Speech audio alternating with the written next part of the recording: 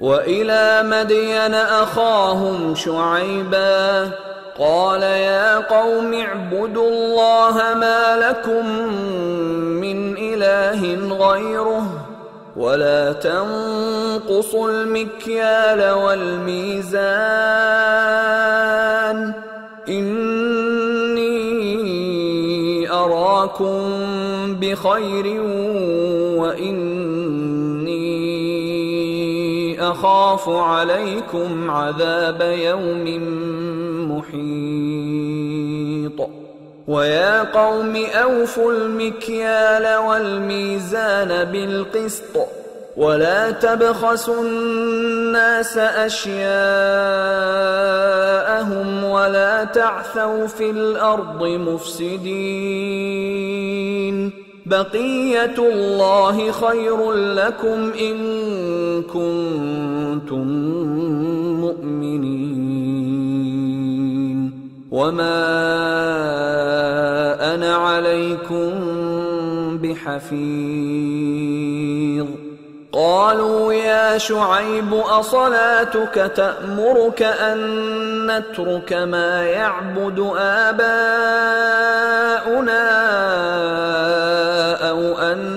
نفعل في أموالنا ما نشاء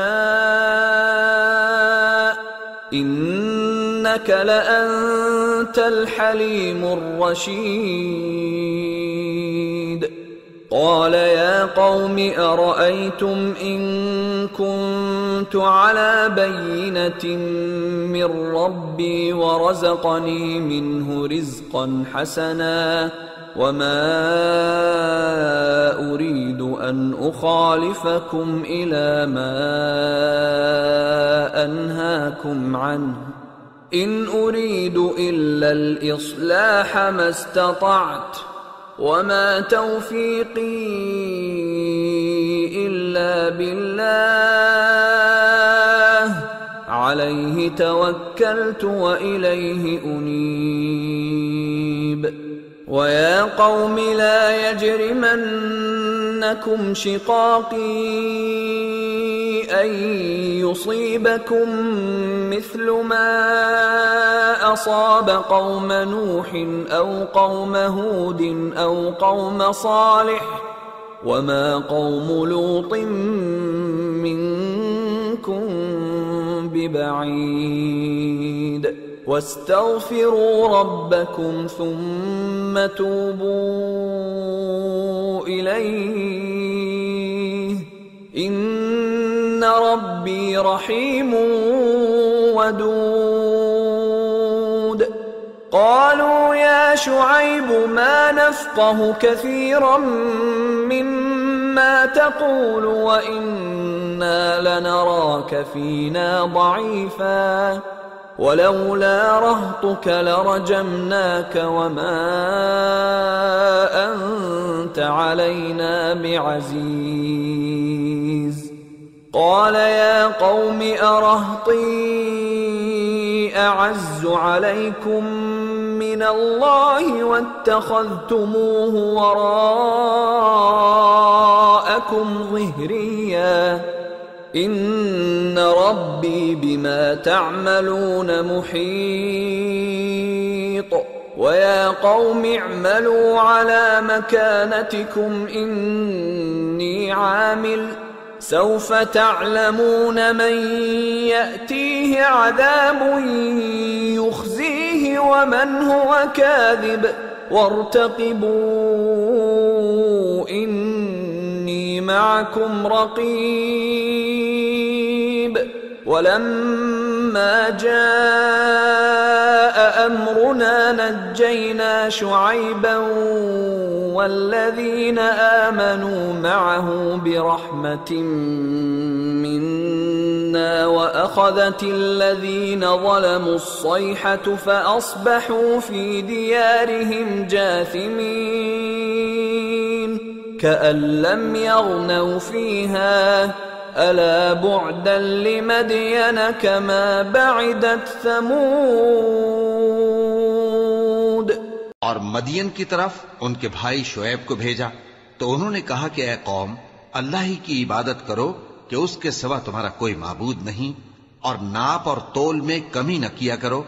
میں تو تم کو آسودہ حال دیکھتا ہوں، اور اگر تم ایمان نہ لاؤ گے تو مجھے تمہارے بارے میں ایک ایسے دن کے عذاب کا خوف ہے جو تم کو گھیر کر رہے گا۔ اور اے میری قوم، ناپ اور تول انصاف کے ساتھ پوری پوری کیا کرو، اور لوگوں کو ان کی چیزیں کم نہ دیا کرو، اور زمین میں خرابی کرتے نہ پھرو۔ اگر تم کو میرے کہنے کا یقین ہو تو اللہ کا دیا ہوا نفع ہی تمہارے لیے بہتر ہے، اور میں تمہارا نگہبان نہیں ہوں۔ انہوں نے کہا، اے شعیب، کیا تمہاری نماز تمہیں یہ سکھاتی ہے کہ جن کو ہمارے باپ دادا پوجتے آئے ہیں ہم ان کو ترک کر دیں، یا اپنے مال میں تصرف کرنا چاہیں تو نہ کریں؟ تم تو بڑے نرم دل اور بڑے سیدھے ہو۔ انہوں نے کہا کہ اے قوم، دیکھو تو، اگر میں اپنے پروردگار کی طرف سے دلیل روشن پر ہوں اور اس نے اپنے ہاں سے مجھے نیک روزی دی ہو تو کیا میں اپنا فرض ادا نہ کروں؟ اور میں نہیں چاہتا کہ جس بات سے میں تمہیں منع کروں خود اس کو کرنے لگوں۔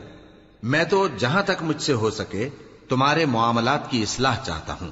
اور اس بارے میں مجھے توفیق کا ملنا اللہ ہی کے فضل سے ہے۔ میں اسی پر بھروسہ رکھتا ہوں اور اسی کی طرف رجوع کرتا ہوں۔ اور اے قوم، میری مخالفت تم سے کوئی ایسا کام نہ کرا دے کہ جیسی مصیبت نوح کی قوم یا ہود کی قوم یا صالح کی قوم پر واقع ہوئی تھی ویسی ہی مصیبت تم پر واقع ہو۔ اور لوط کی قوم کا زمانہ تو تم سے کچھ دور نہیں۔ اور اپنے پروردگار سے بخشش مانگو اور اس کے آگے توبہ کرو، بے شک میرا پروردگار بڑا مہربان ہے، بہت محبت کرنے والا ہے۔ انہوں نے کہا کہ شعیب، تمہاری بہت سی باتیں ہماری سمجھ میں نہیں آتی، اور ہم دیکھتے ہیں کہ تم ہم میں کمزور بھی ہو، اور اگر تمہارے بھائی بند نہ ہوتے تو ہم تم کو سنسار کر دیتے،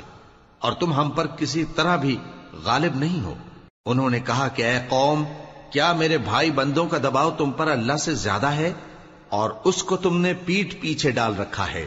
میرا پروردگار تو تمہارے سب اعمال کا احاطہ کیے ہوئے ہے۔ اور اے قوم، تم اپنی جگہ کام کیے جاؤ، میں اپنی جگہ کام کیے جاتا ہوں۔ تم کو ان قریب معلوم ہو جائے گا کہ رسوا کرنے والا عذاب کس پر آتا ہے اور جھوٹا کون ہے۔ اور تم بھی انتظار کرو، میں بھی تمہارے ساتھ انتظار کرتا ہوں۔ اور جب ہمارا حکم آ پہنچا تو ہم نے شعیب کو اور جو لوگ ان کے ساتھ ایمان لائے تھے ان کو تو اپنی رحمت سے بچا لیا، اور جو ظالم تھے ان کو چنگھاڑ نے آ دبوچا، تو وہ اپنے گھروں میں اوندھے پڑے رہ گئے، گویا ان میں کبھی بسے ہی نہ تھے۔ سن رکھو کہ مدین پر ویسی ہی پھٹکار ہے جیسی سمود پر پھٹکار تھی۔